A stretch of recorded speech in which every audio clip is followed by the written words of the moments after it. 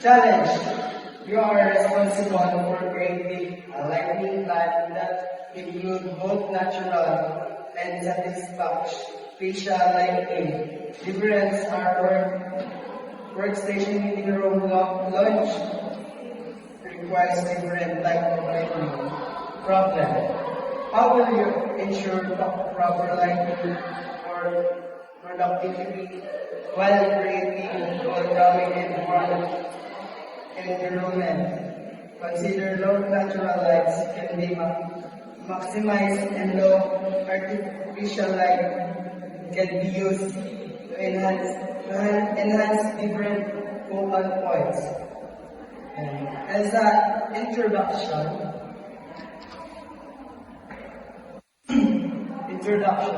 effective lighting design is crucial for a productive and welcoming environment. A successful plan balances the need for focused bright light in work areas with soft or light relaxation zones. This approach improves mood reduces eye strain, and optimizes energy use. Solution.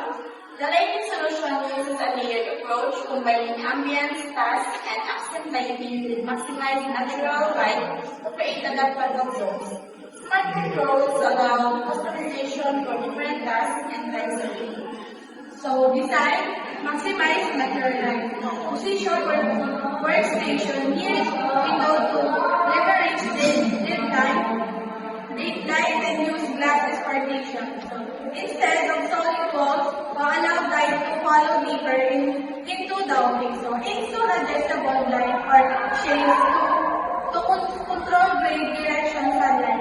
Use sunlight colors to make wall finish to reflective surface to distribute light evenly.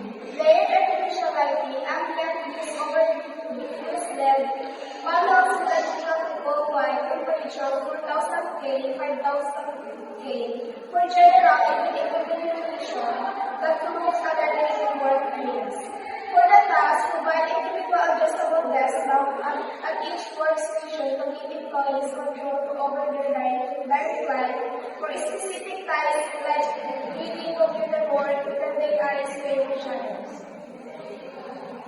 Accent and ambience is the longest in meeting rooms used warmer dimmer lightness to 2,700 K to 3,000 K, with decorative fixture of long stances to create a cozy welcoming atmosphere. Accent lighting can highlight architecture, future, or artwork to add visual intent. Principles. Layering light combine ambient, task, and accent light. Color temperature. Use cooler, brighter light for productivity, warmer light for relaxation. Maximize daylight. Position high-traffic areas near windows. Control glare. Use diffuse light, anti-glare screens, and adjustable windows treatments. Provide control.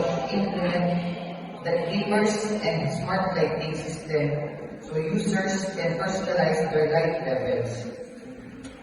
Thank you. That's all. Thank you very much.